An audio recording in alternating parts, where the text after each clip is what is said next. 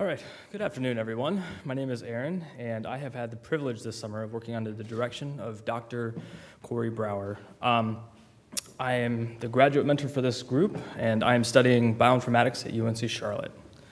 The wonderful group that I have had the privilege of leading is made up of Curate Data from UNC Charlotte, also studying bioinformatics, Daniel Wright, studying computer science, Kevin Sellis, double majoring in biology and computer science, and Natalie Kratz, studying mathematics at Lenore-Ryan University. So we want to go to this question, why should we eat healthy? The leading causes of death in this graph are heart and circulatory disorders and cancer. A study was done that found that a 20-year-old male with a BMI of over 45 could reduce his life expectancy by 12 years. Therefore, with this compelling evidence, we see that not only is eating healthy beneficial, it is a necessity for survival. But there's a discrepancy between what the general public considers healthy and what professional nutritionists consider healthy. This graph indicates that discrepancy. We see that in the y-axis, nutritionists find foods healthy that all Americans may not, and vice versa. But one particular food is tofu. Tofu is made up of soybeans, which another group has already covered. So we wanted to ask the question, how do soybeans contribute to human health? What's the link? Well, we can go about answering this question using knowledge-based discovery. And that is simply defined as using knowledge to drive hypothesis generation for nutritional genomics. But there's a problem with this approach. See, all knowledge is locked in an unstructured data form. So researchers take their data, they take their results, and then they add prose to make it more elegant in a paper. We would prefer for data to be organized like this, where A and C are two distinct objects with a connection point, object B. This can be simply shown in the sentence above, where we have knowledge drives hypothesis generation for nutritional genomics. Knowledge and hypothesis generation are two distinct objects, and then link knowledge and nutritional genomics. So how can we solve this problem? Well, to put it simply, but less simply done, we can text mine. Text mining allows us to access this data that's in this unstructured format, structure it, and then add it to a large knowledge base. The issues with this is that text mining is inherently noisy and requires manual filtering out of the noise, a tedious and time-consuming process. Ask anyone who's entered in large amounts of data anywhere. They'll tell you.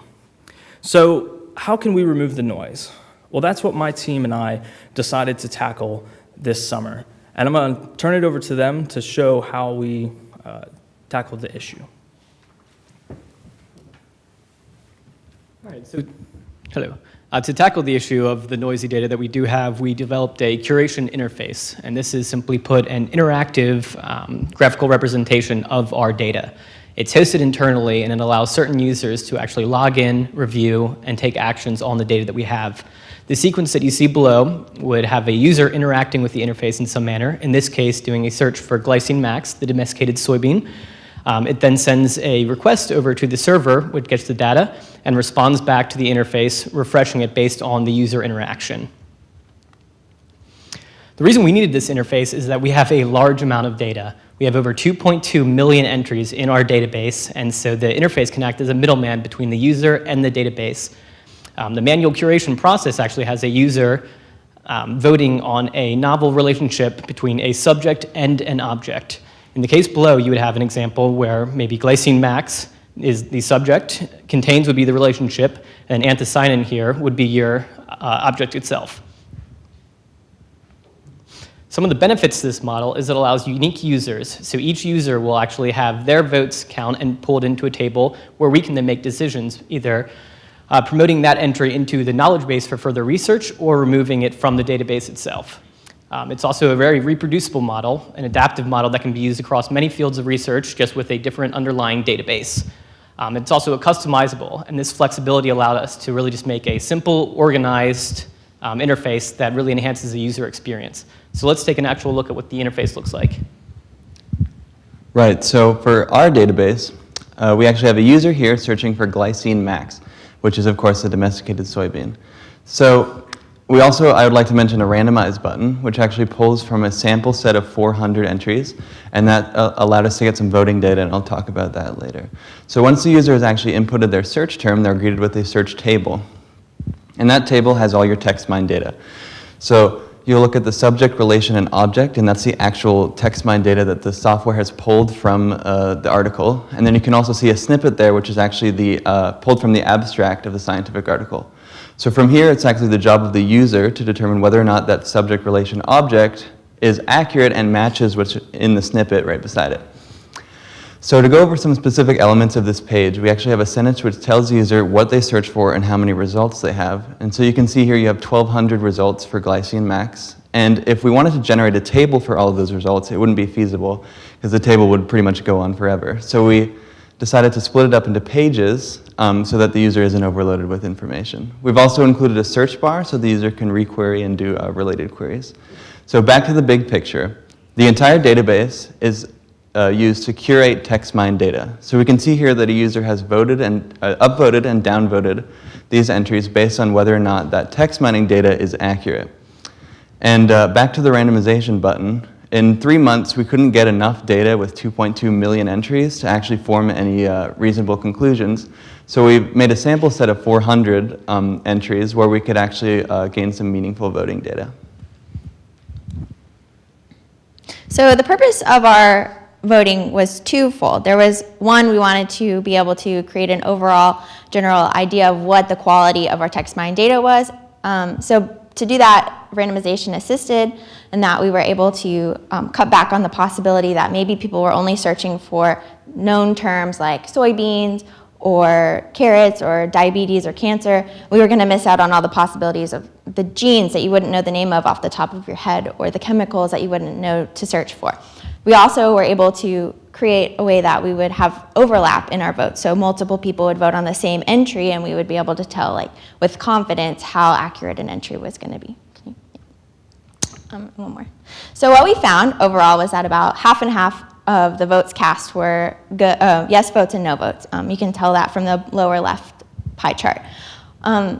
We were also able, our second purpose of the voting system was to basically go from the text mining to the knowledge base. And so we weren't able to do that very much this summer because we still need a lot more votes in our system. That way we can be more confident about the validity of the text mining, and it can go straight from the text mine data set to the knowledge base. So I'm going to be talking more about the database itself, but before I can get into that, I need to address the question, why curate data? Why is this beneficial to us? Well, for starters, curation allows data to be reliably accessed and stored in a very organized fashion. And it's this organized fashion that is imperative for directing scientific studies. With regard to hypothesis generation, novel research on soybeans, for example, must build on previous soybean research. Scientists usually just don't jump into research without having conducted prior research on previous studies. So as far as our own data goes, we pulled text mine data using Lingomatic software from public resources such as Agricola and Medline. And we then took those raw text mine files and put them into a previously constructed database. And as you can see in the middle of my figure, that raw text mine file, just to give you an idea, that was 1,000,001 rows long. So this is not something you can just scroll through. So as far as our future directions go, we really want to improve on that randomization query we mentioned earlier. We want to make sure there's absolutely no bias. And as far as machine learning techniques go, we want our system to be a bit more automated than it already is. And we really want our model to be adaptive for other areas of research. For example, if one would be interested in animal taxonomy, it could be used for that, or maybe for human diseases. And finally, we want to improve website functionality. So for example, sites like YouTube, you can look back at your previous search history. We want to implement things like that on our website. And to go back full circle, in the beginning of this lecture, we asked, what is the link between soybeans and human health? Well, our tool essentially can provide potential answers or hypothesis generations with which to answer that question. So on your left, we have the soybean, aka glycine max. It's associated, or our text-mined data pointed that it is associated with, in some way, anthocyanins, which in turn affect the genes, which are in blue, which then are associated with these biochemical pathways that in turn are associated with human health conditions such as inflammation or even cancer. So just a few acknowledgments I'd like to make. Thank you, Richard Lachango. He helped us with Lingomatics and provided us with a lot of data. Dr. Jeremy J., he helped us with coding issues as well as query design and schema design. And Dr. Brower, thank you for your mentorship and overall guidance. It means a lot. And Stephen for a plethora of help on IT issues, pretty much anything. And other interns, it's been great working with you, and other mentors as well. So if we have time, I'd like to open the floor to any questions. Okay.